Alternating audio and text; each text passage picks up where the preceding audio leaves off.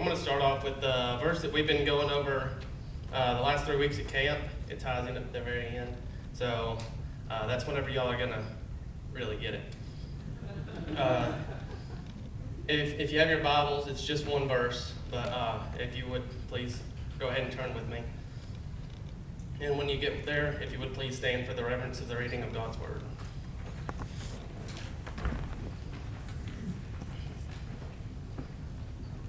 Everybody there? Oh, I didn't? Well, congratulations. If you got it, congratulations. It's Hebrews 12:1. A little bit nervous. We got it now?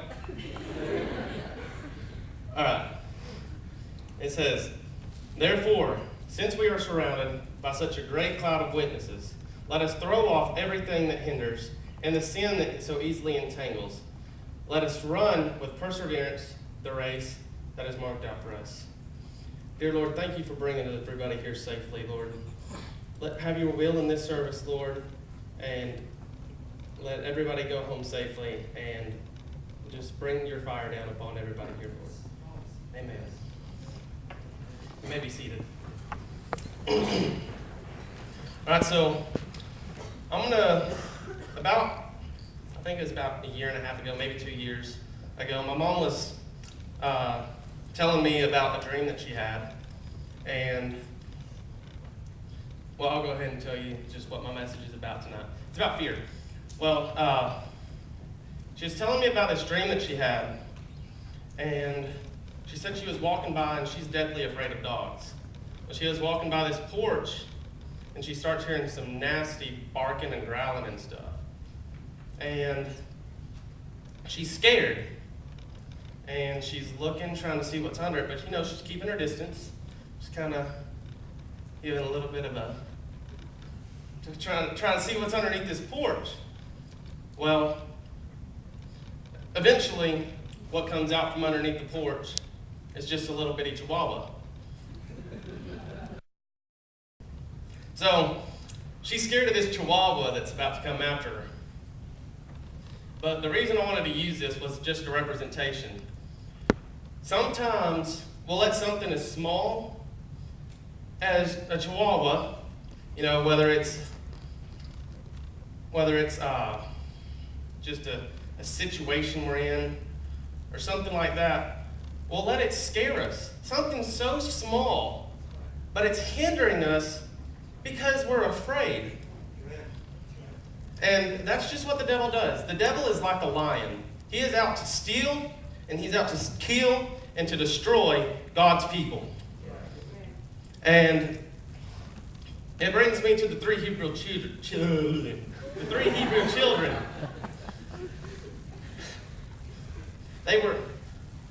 Three Hebrew children were brought before the king because they wouldn't bow to the golden image. And they knew what the punishment would be for not bowing to the image. But still, they relied on God. I mean, I'm sure I'd still be scared. But they relied on God. And they trusted that God would bring them through it. And I want to be like Shadrach, Meshach, and Abednego. I want to be able to know that God will be there for me, even in situations that are scary.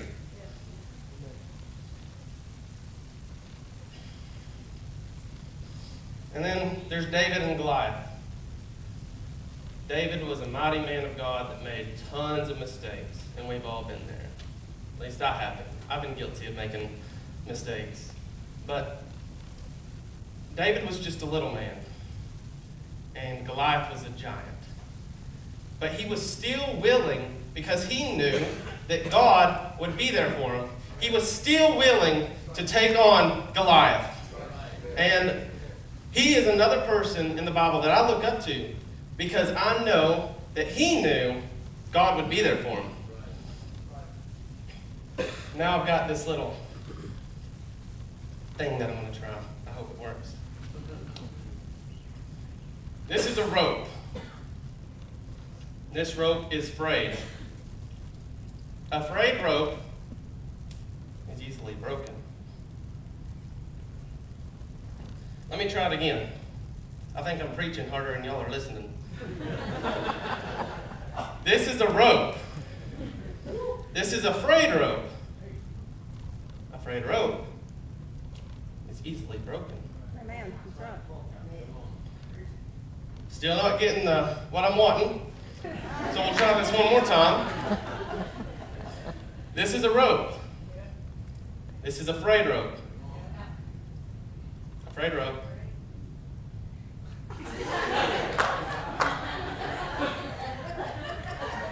Y'all saw the other ones.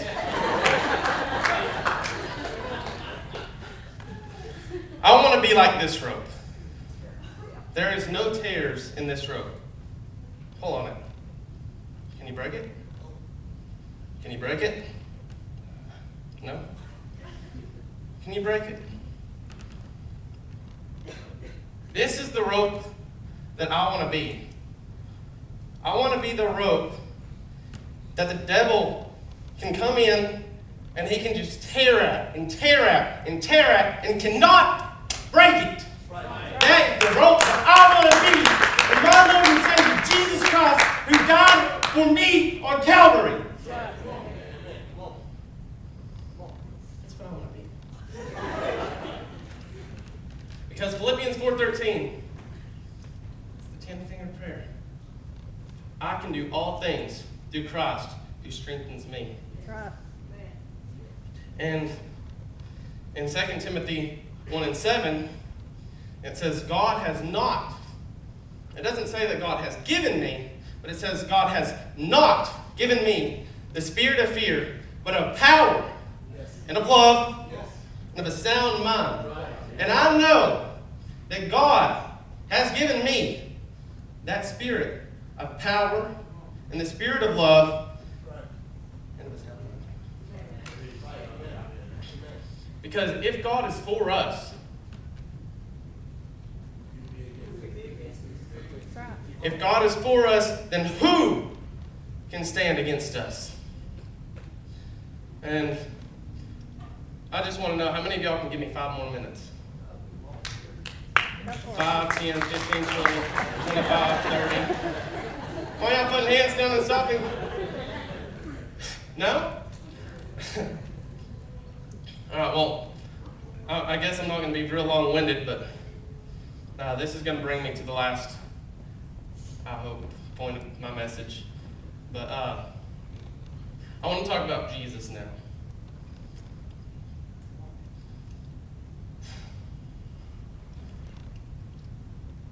Jesus did a wonderful thing for us. He paid the ultimate sacrifice so that we can go to heaven and live with Him. Now, I know that was a scary thing. He knew what was going to happen. He knew everything that was going on. And He had to be terrified. That's not something to be taken lightly. You know, he did that for everybody.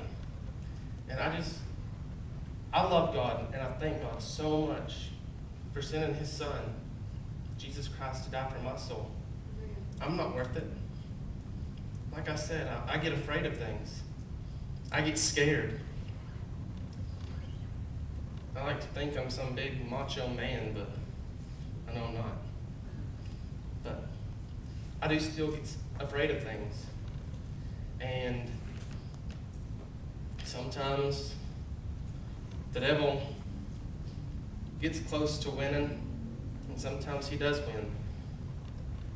But God always has the last say, and He'll bring you out of any situation that you're in. When Jesus went and prayed in the garden, He was sweating blood. Or that's what I assume. Anyways, some thick sweat. But I'm scared right now, and I'm sweating. I'm really hot. But I know that with Jesus knowing what was coming to him, he just had to be terrified. And I like to say that God would have given me the strength to go through with it, what Jesus went through, dying for me. But I honestly don't know if I could have gone through with it. Jesus did an amazing thing for us. Yes, he did. And